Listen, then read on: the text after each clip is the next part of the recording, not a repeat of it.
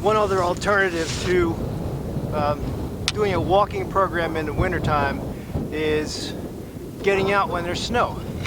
And there was a slight snowfall last night, about 2 inches, but in most cases people would say, I'll wait till it thaws out or melts.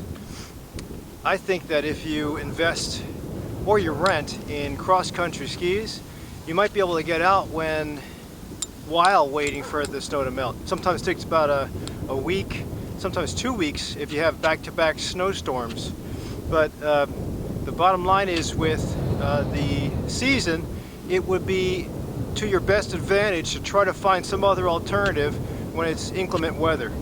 So that would be cross-country skiing. I'll do a little video on snowshoeing as well, but the idea is, if you're going to make a lifestyle change, you do it for 12 months a year. If you're in Chicago, one of the things that I like to do is take advantage of snow. Sometimes when you have equipment where you can get out, you'll actually look forward to snow instead of just shoveling and sliding around on your in your car. You can actually get out and enjoy lakefronts, prairies. That's also a nice thing about Illinois. Although it's flat, when there is snow, that flat prairie can be used to your advantage. It's great when you try to cross-country snow ski. Sometimes if you don't have any places to go to, or don't have skis to rent, then you can certainly go hiking, but you'll be doing a lot of post-holing. So when you lift one foot up, put it down, lift one up, put it down. There's no problems with that. It's very, very slow. It does burn a lot of calories, but it also gets your feet wet, unless you're waterproofed or have gaiters. So if you can get out, then do it. If you want to think outside the box, this would be one option. I'll show you about snowshoeing, or maybe just going to your local park district or mall. But think outside the box, and you have more opportunities to get outside, and that'll get you ready for the true spring, summer, and fall.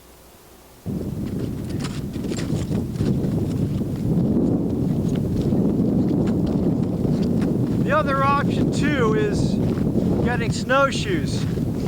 I bought these when it was off season. You can get them online, and sometimes if you're in Illinois, you can rent them at your local forest preserve. Most nature centers and forest preserves will have a few on site. Snow skis or cross-country skis will be a little different. But the objective, as I pointed out in previous walking videos, is to get out and do something that's sustainable. In Chicago, if it's cold, it's a different story. You have to bundle up and try to keep your walk short. But in times when it's snowing, like today it's sunny and snowing, so getting outside would not only help with seeing sun and take care of seasonal affective disorder, it would still give you some activity. The good thing about snowshoeing and cross-country skiing is that it's a little bit hard. When you cross-country ski, you have to keep your balance low and your knees bent, almost like a chair pose in yoga. When you use snowshoes, you kind of have to lift up higher than usual. Not too high, so you'll have hip problems, but you do have to kind of go up and down instead of straight across. So you use a set of muscles that's a little different. It gives you variety. The objective, again, for me, is that if you want to develop a walking program, you try to do something in the wintertime that will make it easy to sustain even during inclement weather.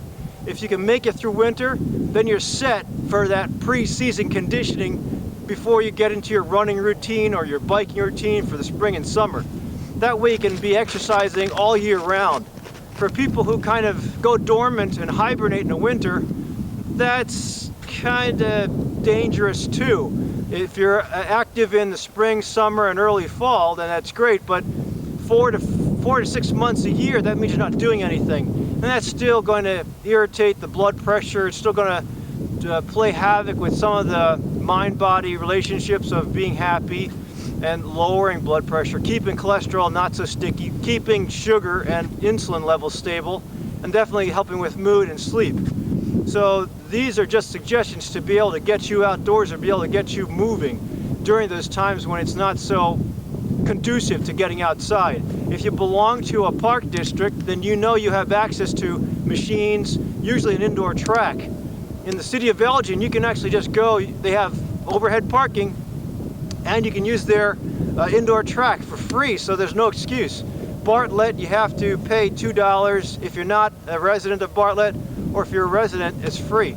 Again, you can't use all those facilities, but at least you can use the track. So there's always options for you. Last bit, and I might be filming this later, last bit would be going to a local mall.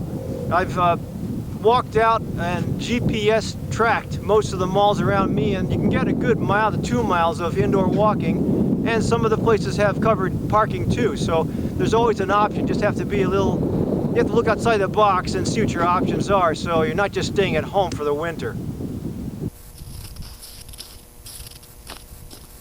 Before I signed off on this video about walking in the winter, I wanted to give a caveat.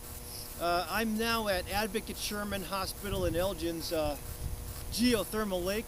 There's a 1/4 mile track that goes around the lake, and right now, I don't know if you can see it, but it's covered with snow and probably previous ice from previous snowfalls. So if you're trying to get out to develop a walking program and your area doesn't have sidewalks that are plowed, be really careful. You have to have the right shoe wear, not only for this, but for any endeavor. I'll talk about that in another video, but in the case of where you're traveling on top of snow that might have a layer of ice underneath, it's good to have traction. There are some wintertime boots that have very big treads on them and rubber that stays stuck on ice, but if you don't have those, please be careful with street shoes or snowshoes or regular sneakers. I would buy, these are called crampons. You put these on for ice climbing. If you can see the edges, they're really sharp. Let's see if I can bring this even closer. So I have a video where I use these to go down from the Grand Canyon rim to the Colorado River, and it was the only thing that helped me because there was 5 inches of snow that day. If you can find crampons, great. They're kind of expensive. Get them used, or you can buy something called Yax Tracks. Those are strap-on rubber cleats, very small. They won't hurt your flooring, and they'll give you enough of a bite on a little bit of ice. Just have to be careful. Sometimes you can buy walking sticks. That'll also give you a little bit of support as well. I'll put my video for walking sticks. Again, with other videos, you have to watch these videos on a PC or a Mac to see the annotations I have. So if you're watching it on a smartphone or a tablet, you might want to switch over, and then you can see the links. So just be very careful about where you go. Try to invest, again, in some type of activity for the winter. Bundle up, as I have pointed out on my videos about winter hiking, and hopefully we'll get into the springtime and be ready to take on either running, biking, or swimming, something outdoors, even hiking if you can. Just be safe.